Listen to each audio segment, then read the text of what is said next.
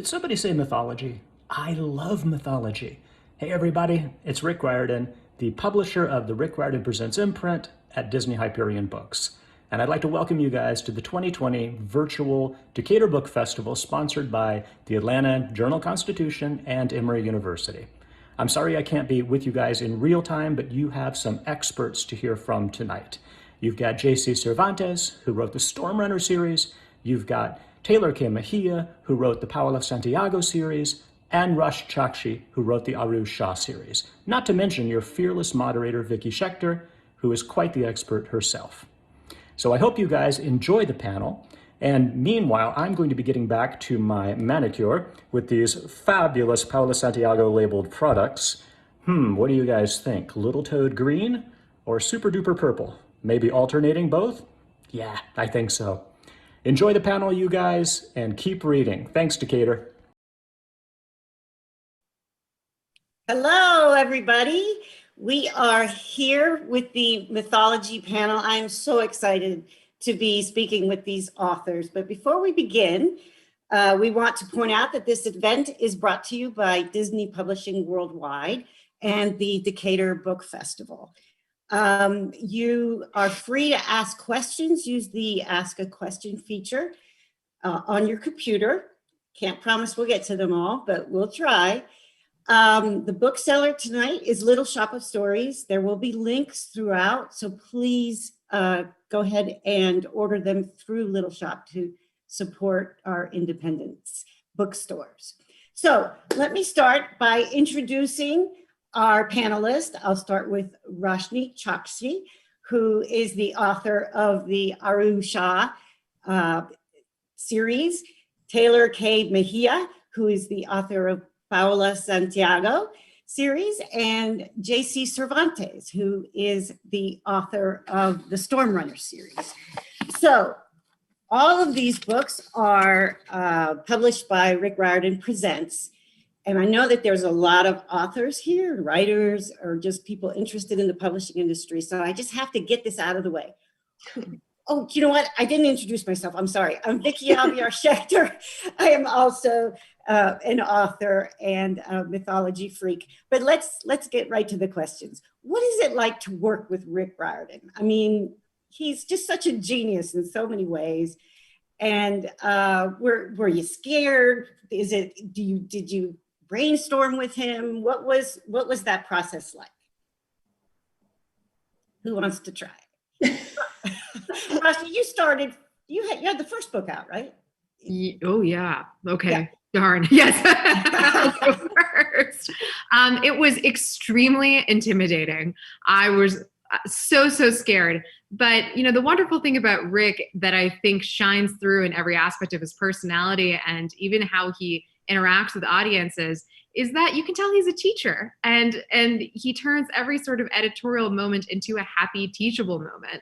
So when I actually got my manuscript back from him for the first time, it had like 1,000 comments, and I had to like close my laptop and walk into another room and contemplate that Rick Riordan hated everything I wrote and I should set the book on fire. But as it turned out, like 900 of those comments were just LOL. That he had I love it. typed out. It was really quite charming. And it was also really funny because in the track changes of a Word document, it says Richard Riordan. And I was like, his name is actually Richard. How odd. Wow. Isn't it Richard Riordan II or something? Or something. Yeah. It was like something like aristocratic or whatever. You're like, who is this? Daniel, was it? Oh, Tehlor, go ahead. Yeah, and no, I had the same like expectations versus reality thing for sure, because he's like has this gigantic body of work and he's so, you know, famous, and I was just like, oh my god, he's really going to be reading my book, like I'm hyperventilating the whole time. And then I had the same thing, like, oh no, he hated it. But then I ended up learning so much from like any of the comments he gave, like I was sitting in a writing class, which I missed. And then yeah, the rest of them were just like these super encouraging, like hilarious comments the whole way through, which was really encouraging and good. So yeah, definitely less intimidating than I expected.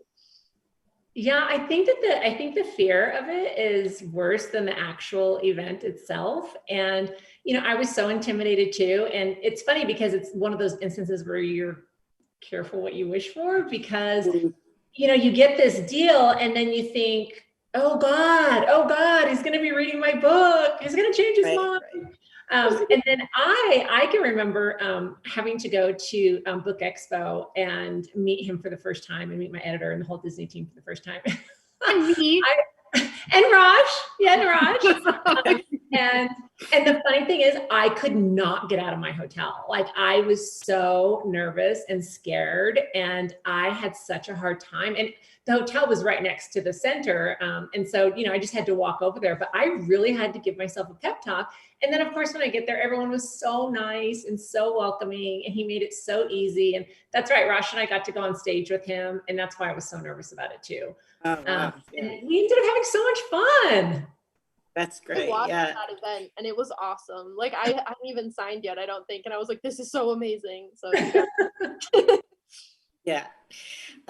So for most of us who are interested in mythology, mythology was like the gateway drug to a lifelong fascination with history, art, fantasy, all of that stuff. So as a kid, what mythology or what story absolutely caught you by the throat and wouldn't let go? I think mine was the one I wrote about. It was La Llorona. I always say like the stuff I really remember from childhood was always like the terrifying stuff. Like I know Right. there's beautiful, amazing, like Mexican mythology, and the stuff I really remember that like got me by the throat, like you said, was always the terrifying stuff. So I guess that's probably why I ended up writing ghost stories. But I was like, we didn't even live near a big river, and I was like terrified to swim in my grandma's swimming pool. So like, Oh, wow. got me. Yeah. So when I was thinking about like what mythology from my childhood I wanted to explore, that was the very first thing that jumped out, was like, oh, what's the stuff that just like scared the pants off you when you were little? So that's what I ended up with. And That's what is great. it about being terrified when you're a kid? You know, for me, it was the same thing, Tehlor. My grandmother used to tell me stories of the Maya gods, and whenever she got to the god of death, darkness, and destruction, I didn't want her to keep going. And I can remember she would say, do you want me to keep going? Do you want me to keep going? And I would say, yes, no. And she would just, you know, come up with these tales that were absolutely terrifying. I had nightmares. I would be thinking about the demons in Xibalba. And, you know, so I knew when I was working on this book that I was going to make Apush the center of the tale. That's great. That's amazing. Yeah, I mean, echoing pretty much all of that, I think we're all drawn to the thing that terrifies us. So I was very much terrified of the monsters that were in Hindu mythology. But what really, really interested me was that the mythology never depicted them as black and white, good or bad. So often these were people who had very human motivations. And the best kind of stories and the best sort of motivations for me are always rooted in how love and fear are so deeply interchanged. Even with La Llorona, that idea that this is someone mourning the loss of her children and trying to go get them back. That's a fear and an inability to protect the ones you love. And that's something that I found was really, really rampant and darkly beautiful in Hindu mythology. So, yeah. Wonderful. Thank you. So all of your books are books in a series. And that is a challenge in itself. I think there are 4 in the Aru Shah series. 5. 5? 5. Wow, wonderful. Is You it? just re- Is it? You just released the 3rd one, right? Yeah. And in Paola's story, how many that the first one just got released very recently. Yes. And the JC Cervantes, you just finished your Stormrunner series. So I'm curious, in terms of character arcs, do you know, like, how do you draw the arc from the first book all the way to the last? Or are you just writing a book? Like, do you have the entire series in mind, or are you just writing book by book? Well, for me, I actually think of it in terms of reverse. So I always knew how Aru's story would end. I actually almost always know the last line of the last books and everything that I try to write. And so the story process is a matter of reverse engineering. How does a character end up that way? If I want her to emerge in all these separate ways, what are the things that need to happen to her? What are the sort of emotional realizations that she has to arrive at on her own? And that informs the arc of each of the separate books in the series. And for me, we didn't sell the Stormrunner as a series. So initially the first book came out, and then the Firekeeper and Shadowcrosser. And so I didn't have the really burden of creating this entire plot through 3 books. And I'm really glad now, because for me, each one stands alone in its own way. And so it's not a continuation of the same plot or even the same villains.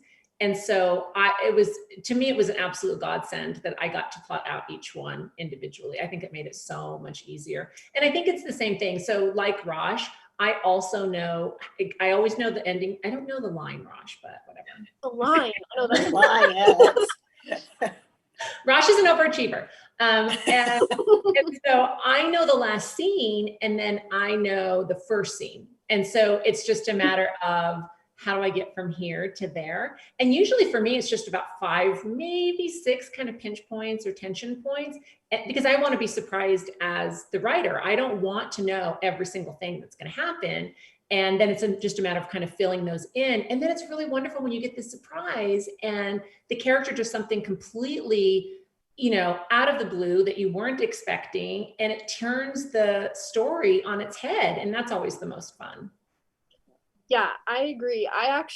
This book, my first Paola book, was the first time that I ever didn't rigidly outline everything that was going to happen. That's my normal process, is I can't even start drafting until I have a serious outline. And I did it. I wrote a full outline. I knew exactly where she was going to end up. I had every emotional beat, everything plotted out. And the book just is totally different than that.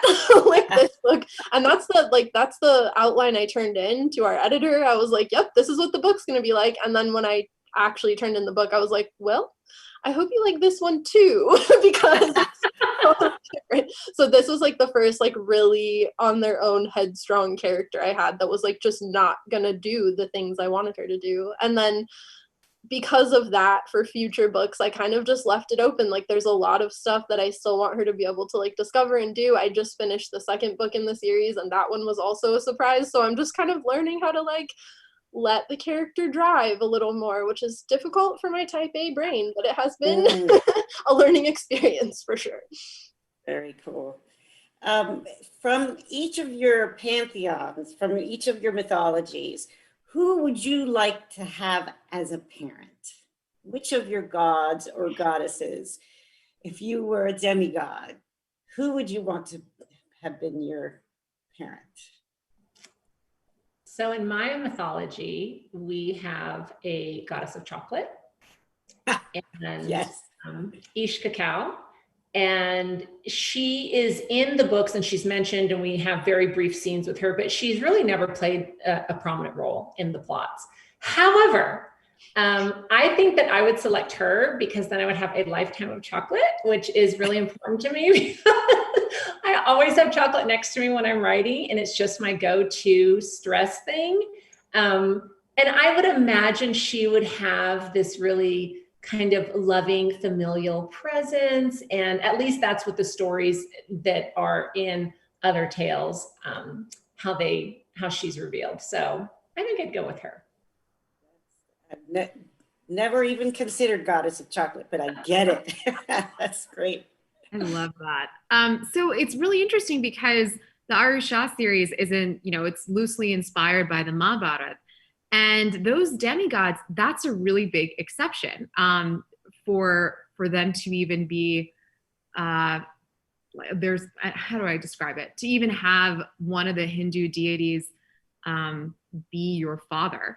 And it's an odd thing for me to answer because Hindu mythology is so inextricable from its religion. And I am a practicing Hindu, so I would hesitate. I would actually like to be instead one of the mythological just creatures. I would really, really like to be a makara. And I don't even know if I'm saying that right, but it's like this chimera kind of creature. It's got like the head of a crocodile, and then like I think it has wings too, and obviously, and it has like the haunches of a lion.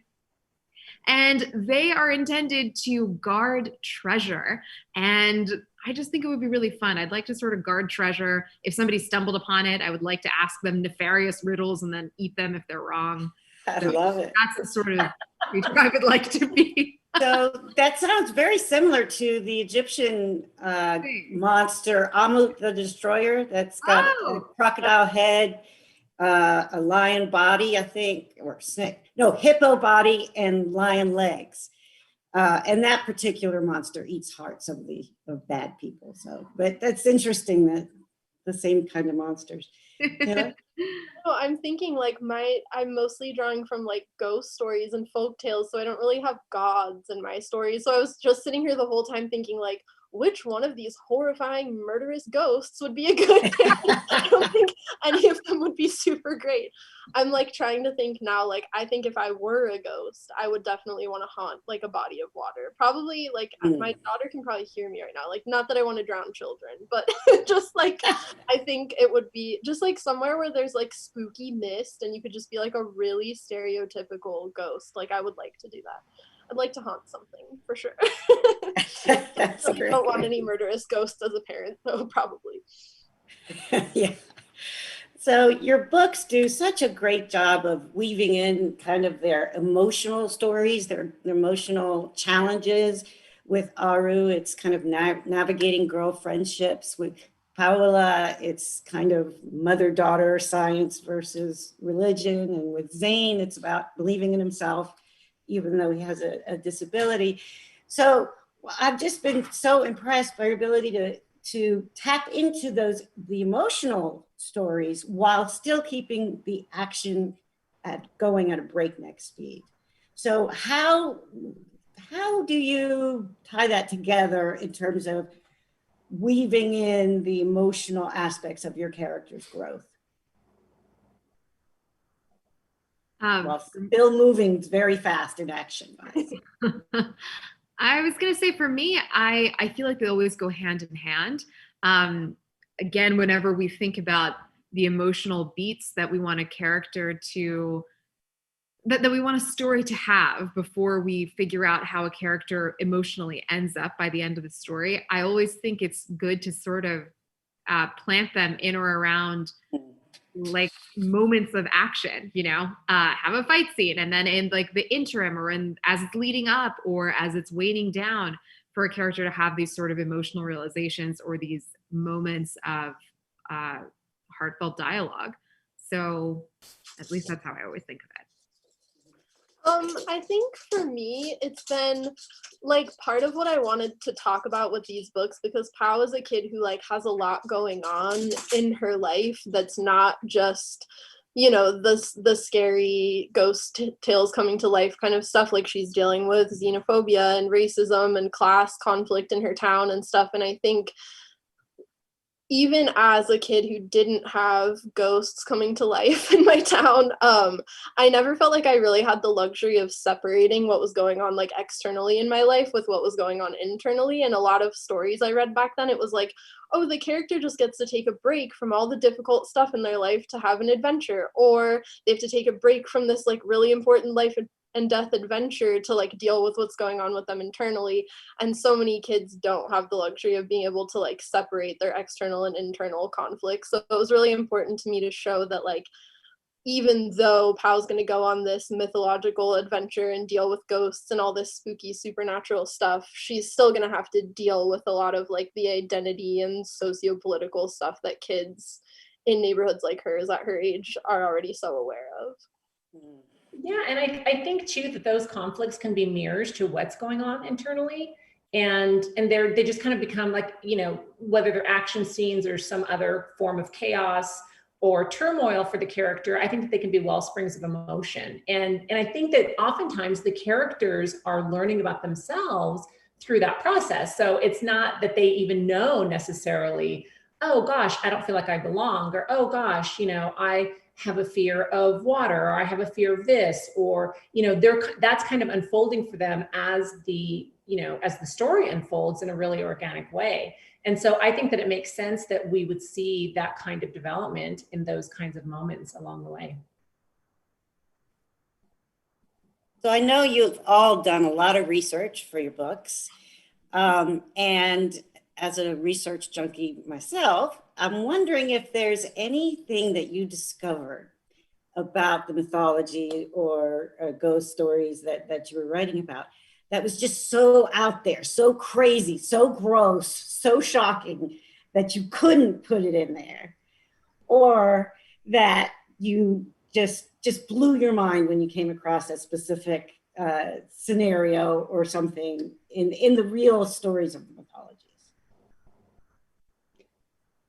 You know, mine doesn't really relate in terms to the mythology. I mean, so much of that is not even a cohesive narrative just because of colonization by the Spanish.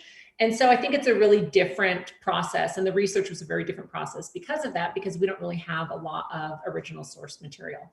But I will say that what was really astonishing to me was actually related to the ancient civilization of the Maya and learning more about what that looked like. And in the process, after so much was destroyed, the Maya have a glyph system, and then they also have a written system.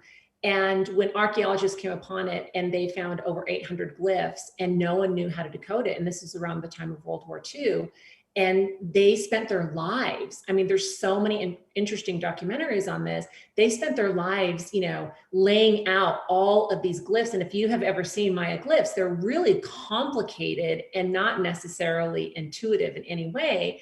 And so for me, just thinking about these humans that went into this and spent their entire life and then passed on the torch because their lifetime wasn't even enough to decode them I think that that's absolutely remarkable. I think for me, it was like just talking, because I talked to a lot of like my cousins and then other people from Mexican American families asking like, when was the first time you heard this story? Like and I think I was like, it was mostly like a social thing. I was just like shocked by how early we're telling stories about like children being drowned and like women being shunned and like, you know, I mean, just like some grisly, terrible murders being told as like these cute ghost stories. And I thought it was like a unique experience for me that I had like heard these stories way too early just because I had older cousins and I happened to be there.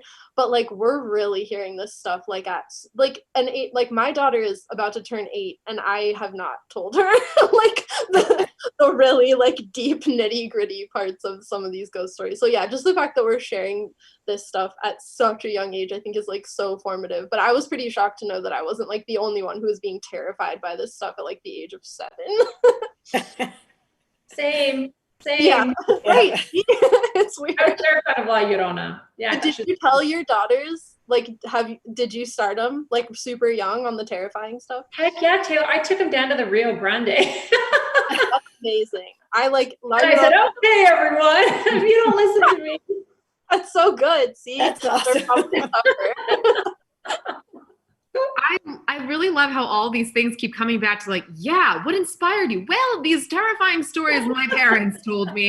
And then it would just be like, good night, and leaving me with like images of demon kings just being disemboweled by a lion-headed god because that's the only way he could appear, thanks to whatever demon king's boon that he asked for. And I don't know. I think there's so many myths that I didn't know how to quite fit into Aru's world.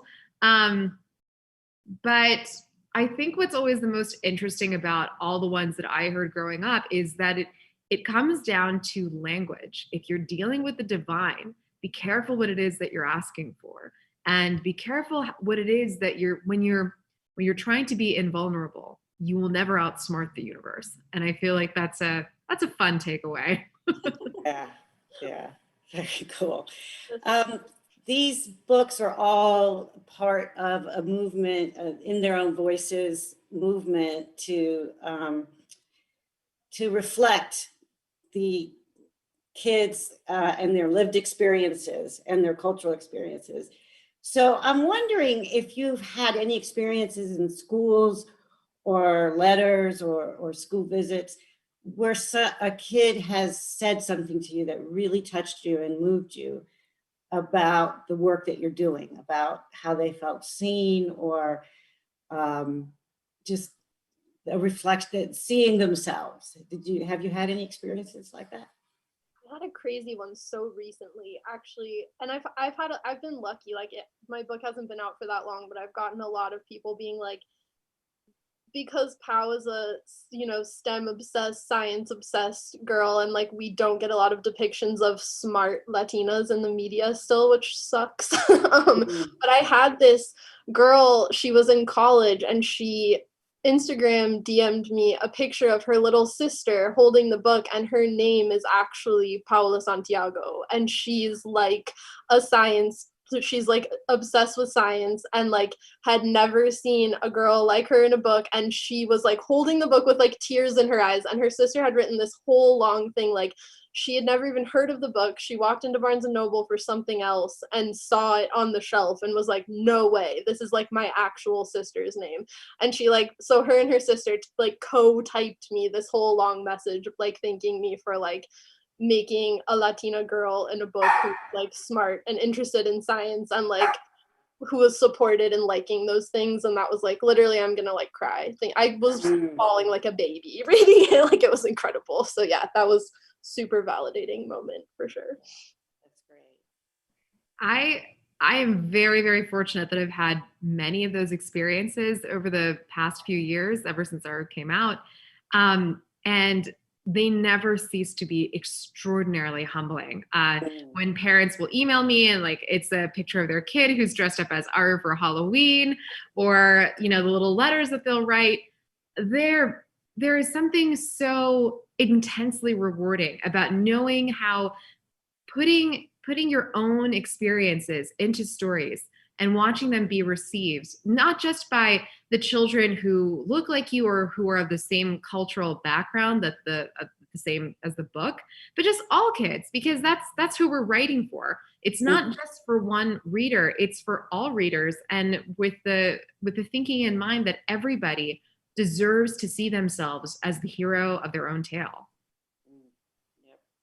Yeah, I agree. And, I've had so many wonderful experiences too, whether it's been at school visits or emails.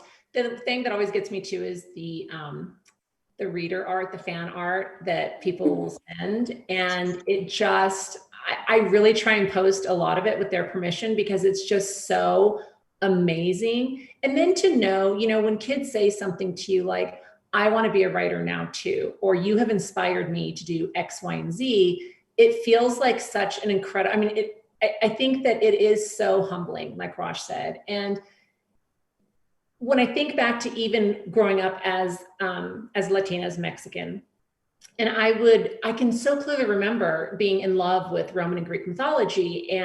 But I would go into the library, and I can remember I was about 8 or 9 years old. And I clearly remember asking the librarian for tales on Mayan mythology and on the Pantheon, because I wanted to kind of support what my grandmother was telling me. And she said, we don't have any. And I left there thinking, then they're not important stories, because only important stories are put into books.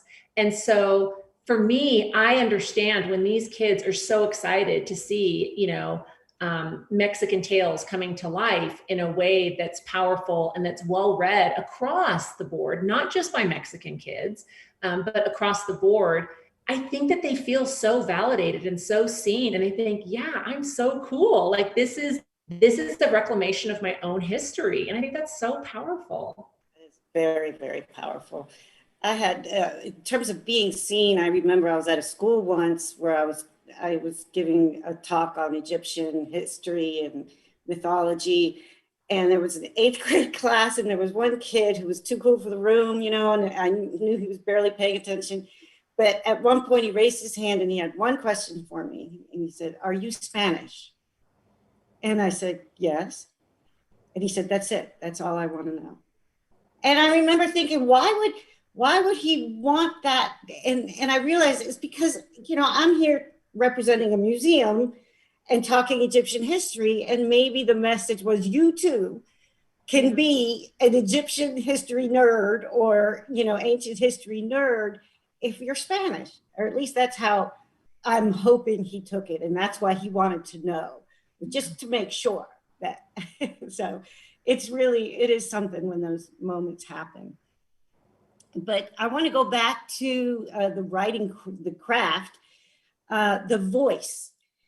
Did you hear the particular voice of your character, or did you have to massage it? How did you come up with the unique voice and the humor and those little quirks that make your character unique? I fought with all of my characters.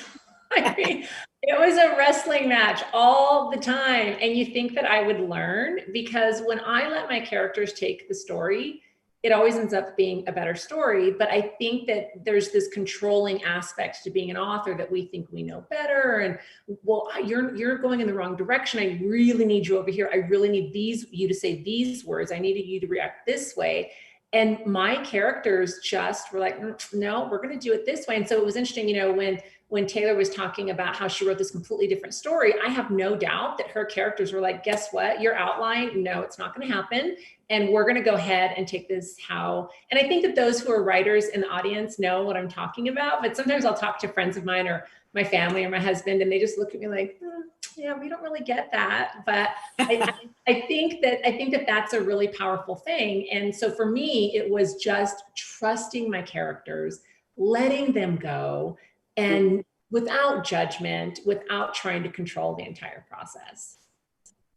Yeah, I feel the same way. It was definitely like Paola, especially to me, was supposed to be, because like I was a quiet nerd when I was little. Like I was not like a super feisty like kid. I was pretty mellow. I was like, I was hiding in the back reading a book when everyone was doing the crazy stuff and like annoying the substitute. So that's what I wanted for her at first. She was just going to be like kind of a wallflower nerd. And then she came out this like feisty, sort of like angry girl. And I fought it for a long time. And then I was like, why shouldn't she be angry? Like, why am I fighting so hard to make her respectable and quiet and, polite when she has every reason, as do we all, to be, angry about what's going on? So part of it was just like giving up my own feeling that we're supposed to be sort of in the background and be polite and have manners,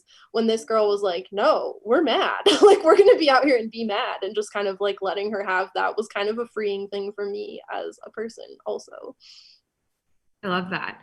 I think for Aru, I was mining a lot of my own experiences and little tiny tragedies in middle school. I actually tried to like dig up my old diary, and Aru's voice came very naturally to me because I have never really left that girl in 7th grade who's just thinking the whole time about why does she have facial hair before all the other boys? And how come her dad won't let her grow her hair out? When is this ugly duckling moment going to pass? Help. So it was kind of unfortunately easy to slip into Aru's head because I'm like, I still feel this way all the time. I identified so much with Aru, Rosh. Yeah. When is this ugly duckling phase going to end? Oh, Aru, she's a monster. I love her.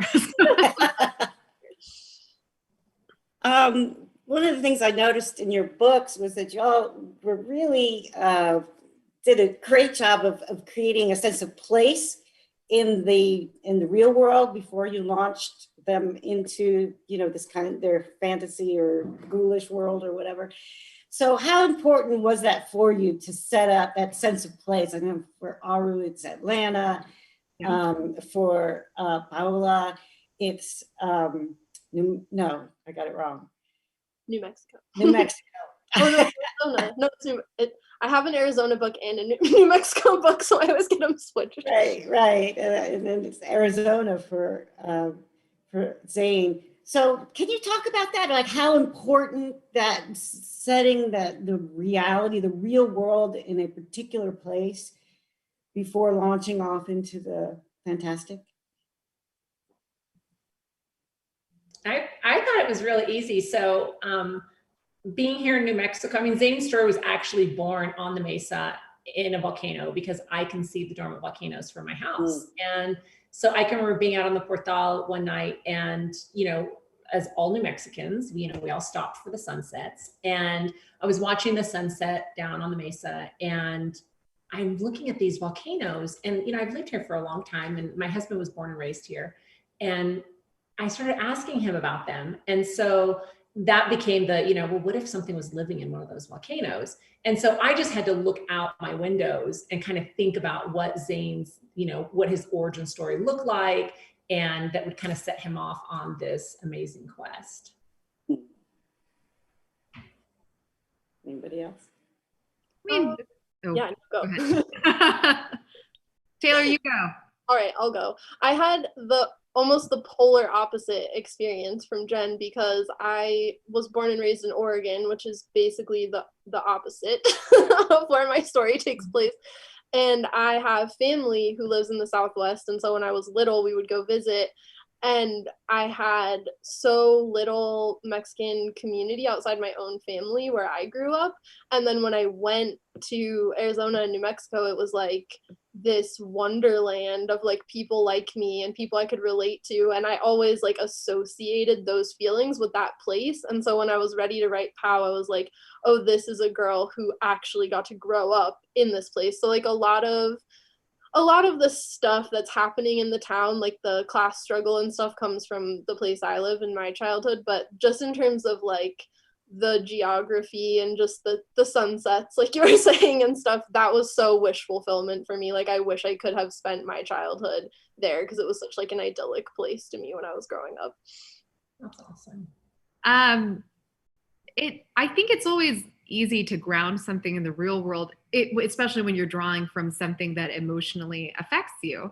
So Aru and her world, and especially the museum that she lives in, that's actually based off of the Carlos Museum, because I went to school at Emory and I had so many fond memories of that museum. And yeah, so that was fun. It was easy. I wanted to talk about things in Atlanta so that it would feel more real to me.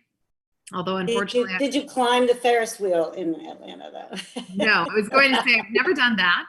I've also never wandered to like the end of Costco and then stumbled into like some glorious night bazaar. It has not happened. Maybe one day. And it probably wouldn't be at Costco now that I think about it. It would probably be at the Tab Farmers Market. Vicky, you probably know what I'm talking about. That place is amazing. You'd go, your parents would always take you, and then you just freeze the whole time because it would be summer and you're in shorts and then you're dying and you leave with bronchitis and like all the fishes have eyes and they're staring at you. Your parents won't get you like the sweets that you want. I'm not You're fine. Well, I believe we're going to be getting some questions soon. So before we get to do that, let's talk about your upcoming projects. What are you working on? What's going to be released soon? Tell us about your works in progress. Jen. Jen. So I just wrapped up for Disney. It's this really cool project. It's called The Mirror, and it is a quartet with 4 different authors writing about this family that is under this curse. And the first author, Julie Dow, the book comes out on Tuesday, and hers centers around the 1800s Germany, so lots of cool Grimm brother stuff. And then Danielle Clayton wrote the second book, which comes out sometime next year, and that is centered around New Orleans 1920s. And then mine comes out in 2022, and it centers around San Francisco in the 60s. So that was fun. And then Ellen Kinney wrote the last one, and that's going to be in the year 2000, or roughly, in New York. And so that's been a really fun project. And then there'll be a spinoff to the Stormrunner series. I'm so excited. And Tehlor, I get questions all the time. Is Ren Santiago related to Paola? People ask me too. I'm like, I wish. Do you want them to be related? Because Tehlor and I, we can figure it out. We should talk about it. But it's really interesting. I think that we had some cosmic energy going because Ren is like obsessed with science and space. So we're going to do the duology with her. And then obviously that'll be under Rick Riordan Presents. So I'm really excited to get to work with my editor, Steph, again. And then the other project I'm actually working on right now. I'm really excited about it. It's my, it's a young adult novel, and it is called Flirting with Fate, and that comes out with Random House in 2022, and it's centered around 3 Mexican sisters in Los Angeles and their ghost Abuelita and a 5th century saint of teeth and prisoners. And it's all about this kind of deathbed blessing and how she's gonna get it back. But it's really light and fun. I call it my COVID book. I want to read them all. I can't wait for that book. I'm so excited. I just finished the second Paola book, so that was fun. Sequels are hard. And then I'm working on my next young adult series, which is called Lucha, and it'll be out in 2022 as well. And it's like it's my first like true fantasy. It has magic and stuff, and it takes place in like an ancient forest full of secrets, and my character is the first in her generation to possess this plant magic, and there's like some addiction stuff, some complicated mother-daughter, sister kind of stuff, and yeah, I'm having a blast writing it. It's the most like intense, deep world building I've ever done, so I'm learning a lot. That's great. I feel your pain with world building things. Oh gosh, so I'm balancing 2 series. So the 4th Aru Shah book will be out April 7th. I'm really excited about it. And then last Tuesday, the sequel to my young adult trilogy, The Gilded Wolves, just published. The second book is called The Silvered Serpents. What else am I working on? Oh, we announced a really, really fun Halloween YA story that's, I think, going to come out next year. We're not quite sure yet.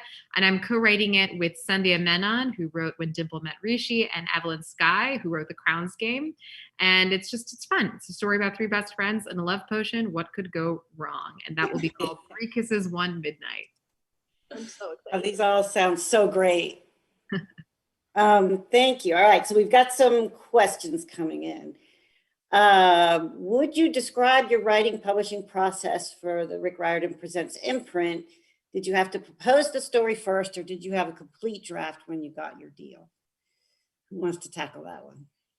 I did a proposal. So it was 3 chapters, sent it in, thought absolutely nothing would happen, and I was pleasantly surprised.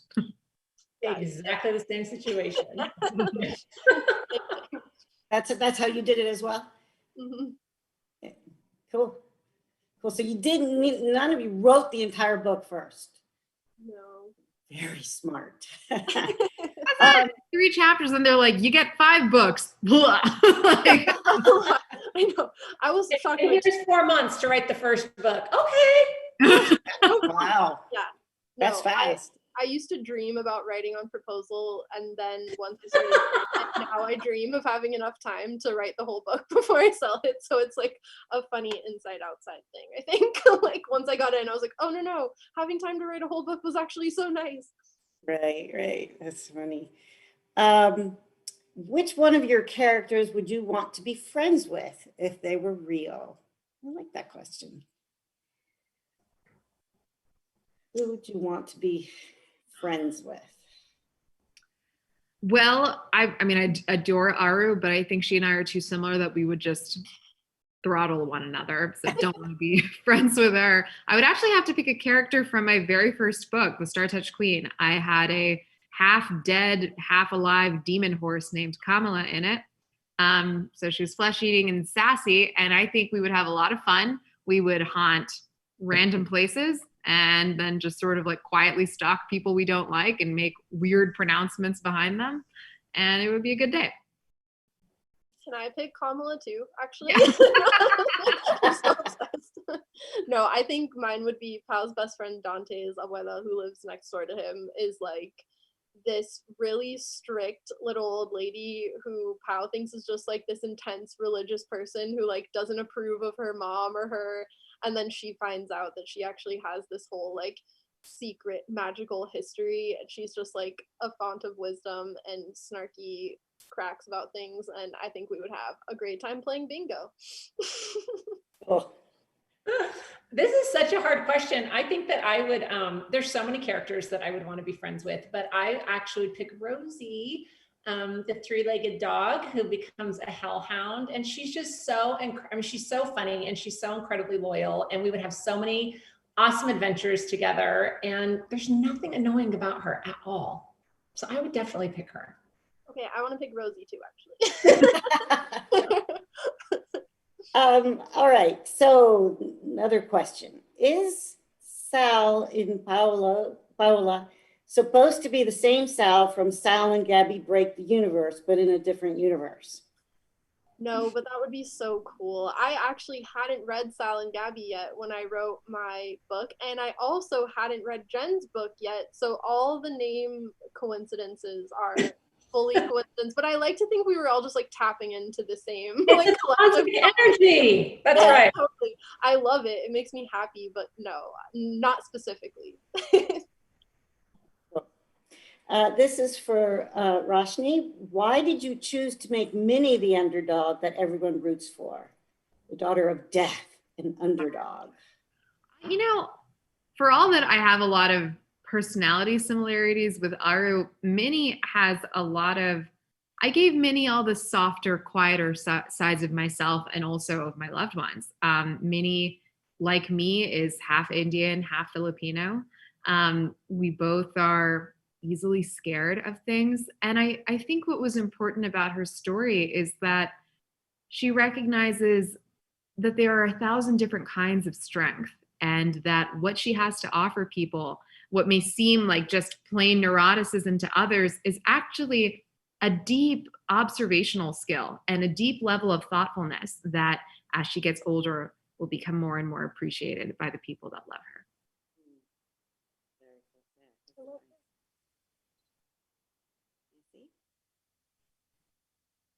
Do you have, oops, I don't know if I've lost y'all. Are you there? Yeah. Oh, okay. I'm sorry. That was just for you. I just thought, so question for everyone. What advice would you give to the people who want to start writing, and what is the hardest part about writing for you? That's a very broad question, but who wants to dive in? I think for me, in terms of advice, I always say, especially if you're starting out, that there are so many things about writing, like skills you need to be a writer, that aren't just writing words down. Like I always tell people, especially like younger writers, like start by just being an observer and a listener. Like look at your world and listen to people, because you're going to have to write about places that you don't know about and people that you've never met. And the best thing you can do for yourself is just be like an empathetic listener and learn everything you can about the world around you. And I think probably the hardest part of writing is For me, it's just getting to the end. That's like not a glamorous answer, but I always like have a part that I'm really excited to write, and then just like a bunch of boring parts that I don't want to write. So I wish I could just write like all the fun scenes that I love and skip all the transitions, and someone else writes the ending for me. Like that would be nice, but just like making myself do the parts that aren't my favorite part because I'm kind of a brat. That is, you're right. It's such a big question. And I think that, you know, every writer gets that question often. And for me, you know, I'm going to go back to probably what everyone always hears, which is read, read, read, read, read, read, read. Your brain is wiring for story. And you know, even like now, I always make time to read other books because it's part of my craft and it's a part of me becoming a better writer. And so, and don't just read the books that are in your preferred genre, you know, read widely. And, you know, I'm not necessarily you know, a suspense reader, but I love it for pacing or romance for dialogue or, you know, our kinds of books for action. And so I think that that's really important. And I think the other piece that's the hardest for me, which is also going to be a piece of advice, is you've got to become comfortable with the fear. You have to be comfortable with sitting down and looking at that blank page and not judging what goes out onto the page and not thinking about if anyone's going to like it, but really learning to just kind of let go and let the process happen in an organic, natural way. When I first started writing and I would hear other writers at conferences talk about, this is before it was published, they would talk about their process and I thought, okay, then I need to do that because that's the only way I'm going to get published. And it took me a while to kind of figure out, you know what, it's whatever process works for me. And so it's whatever process works for that writer, no matter what Tehlor says or Rosh says or I say or Rick Riordan says, it's really what works for you. But I think that getting to that place where you can just be settled with your own fear and let it sit there next to you. It's okay. You know, we don't have to shun the fear. And I think that your story is better because of it.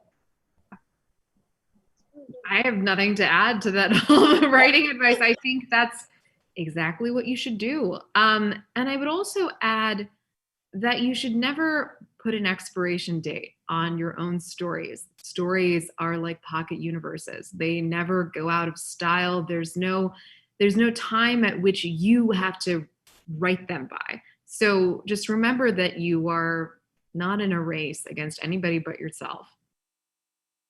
I love how these answers go from how to write to they just go really deep, you know, because you're talking about how do you approach life in a lot of ways, and you know, just being open and allowing the process to unfold is actually fairly spiritual. So, question: which of your characters surprised you the most? How did they change in ways over the course of writing that you didn't anticipate or see coming? I think I did this one already. Yeah. It's similar, but it's just, I'm thinking it's more broadly of all your characters. Was there a side character that surprised you? I think that it's hard because, I mean, for me, there were so many, but it's because I leave a lot of room for surprise. I like the surprise. If I'm bored writing something, then I guarantee my readers are going to be bored reading it. And so I too, in the same way, all of us, when we're reading books, we want to keep flipping the page, see what's going to happen. I want to write to see what's going to happen. And so two come to mind. Apush, the God of Death, Darkness, and Destruction, that I clearly have an enormous fondness for, but it's probably because I relate him so much to my grandmother and to my childhood. His character arc was pretty significant. And, you know, he started off as this villain, and he is still villainous, but we get to see a new side to him. And I don't want to give any spoilers, but we see him over the course of 3 books, and he's very different in The Shadow Crosser than he was in The Stormrunner. And the other character is Marco, who you're going to see in the spinoff, Throne of Sand, with friend Santiago.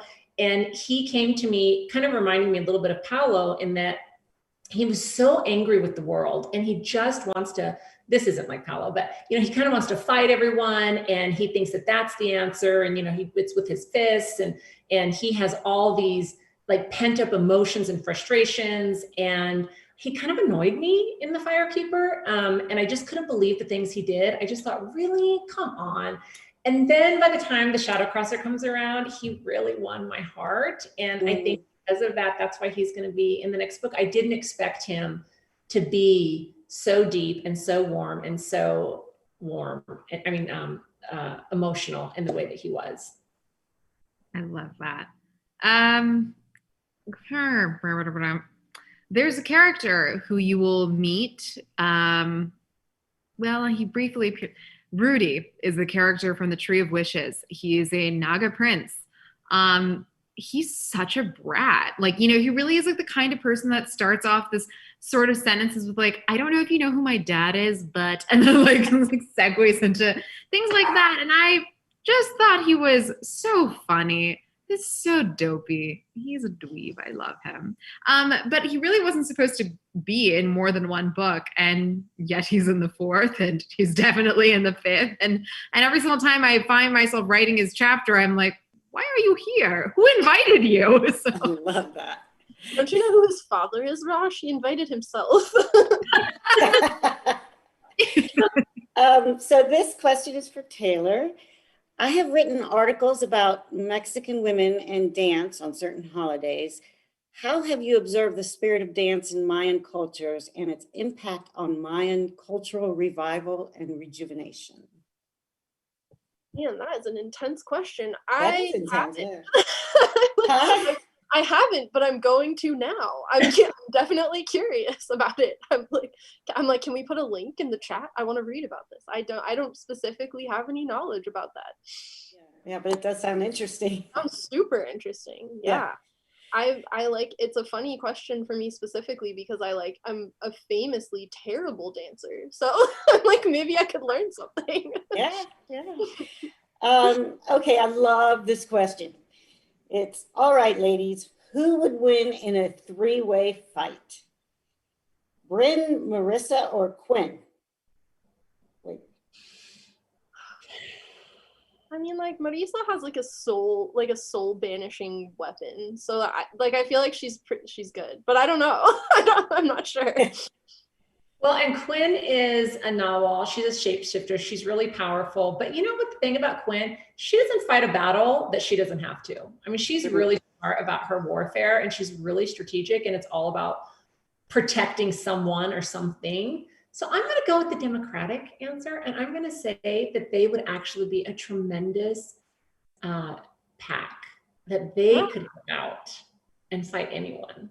No, I totally agree. I'm like, why would they fight each other? Like, I know, right? No, they wouldn't. Unstoppable. Yeah.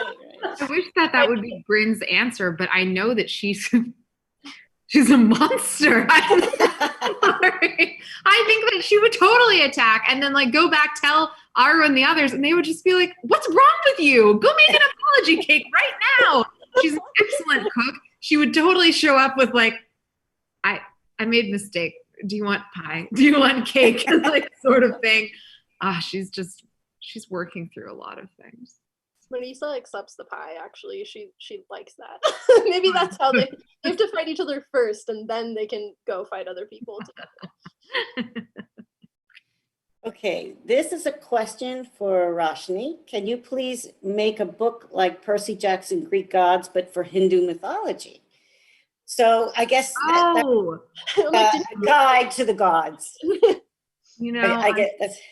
I keep thinking about it. That would be. Wait, while you're thinking, let me add the rest of this. Oh. Because whenever my mom tells me the stories, I doubt whether she knows the whole story. And when I try to ask my grandma, she tells me some stories, but the timing doesn't work because she lives in India. So this reader wants the truth, the bottom line on all these. Well, here's the thing. And first of all, to the person who asked, that is fabulous that you are asking your relatives. I'm sure your mother isn't totally getting something wrong, because here's the beautiful thing about all myths, and all of us can attest to this. There is no one right version. There is no like one story, one way to rule them all.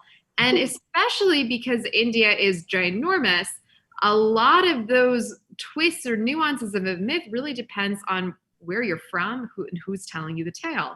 So maybe one day when I don't mind my inbox blowing up with "you ruined mythology and you don't know what you're talking about," I will attempt it. Yeah, maybe one day. Yeah. You know, I did a Camp Half-Blood when Percy Jackson was just starting out with Little Shop of Stories. And I learned very quickly whenever I would tell a story of one of the Greek gods or heroes, there was always one kid who said, no, that's not right. Right. It's that. And so finally I realized that you have to say to them, okay, this is the Roman version. Right. There was a version that the Greeks wrote. There was, and so now by the end of the camp, they would say, I read a different version. I was like, yes, because it's really important to understand them. A lot of these stories, they're living and they're fluid. So there isn't one correct way to tell it. Yes. We have 1 minute before we close. And I don't see any more questions. So I'm curious in that minute, if you can be real quick, tell me what you're reading. Oh, can I go first, please? Yes. I really need to talk about the Song of Achilles. I'm traumatized. I need a support group. Please, somebody give me a support group and hold my hand. No, we should have a support group. I'm It's so painful. Painful. Anyway, I'm also reading Cemetery Boys, which is super awesome. Love that. I'm going to have so many on my list that I'm reading. I need to read Cemetery Boys. It's back ordered at the bookstore. It is. I know. I'm bummed. I'm reading The Priory of the Orange Tree by Samantha Shannon. And I'm like, I was intimidated for so long because it's like almost 900 pages long. But now I'm like halfway through it and I'm like, this isn't enough. Like there has to be more. It's so good. Rosh? Yeah, well, and also I'm getting a note here that there actually were a lot of questions, but they didn't get filtered to us in time. We've run out of time. So we want to thank the attendees for sticking with us and asking your questions. And I'm sure there will be other ways to get these questions answered. And we want to thank the Decatur Book Festival and Disney World Publishing for hosting this. And we ask that if at all possible for you to donate to the Decatur Book Fest, because it's just fabulous as we see in their ability to bring these three incredible authors together for us. So thank you. Yeah, thank you guys.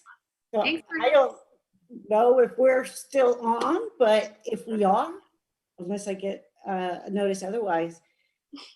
Rosh, you didn't get to answer what you were. My like thing was like, your internet's unstable. I was like, you're unstable. I was rereading books by Tanith Lee, who's an author in the 80s who wrote some really gorgeous dark fantasy. And then I just finished Piranesi by Susanna Clarke, which I adore. I just finished that as well. It's very good. Very. Okay, well, I don't have any more questions that are coming through, which is too bad. But if while we're on, until we get the end signal, is there something you want to share about your story or your process that you didn't get to hit on so far that you want to talk about? I often have to write in my closet when a scene gives me a lot of secondhand embarrassment. So it's either if it's a romantic scene in my young adult work, or if it's a scene where a character is set up to be emotionally devastated, like in Aru, I have to put a blanket over my head and then I sit in my closet and I frighten my husband. I feel like that's so true. Confessional, because I was about to do a confession one too. I sometimes steal ideas from my 7-year-old daughter.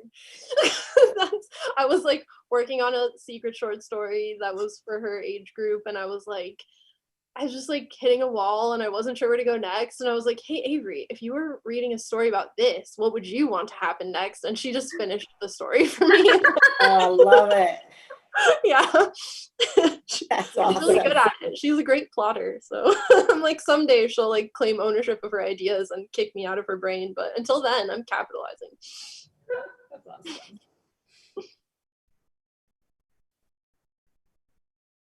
Have anything to add? Because we have to sign off. Yeah. No, just no. I'm Well, excited. I want to thank this panel because your books are incredible. They're so much fun and so adventurous and a delight for so many kids and an inspiration. So thank you for writing what you write and for appearing with us today. Thank you. Thank you. So much. Yeah, it was really fun. Great questions too. It was Love them. I think, yeah.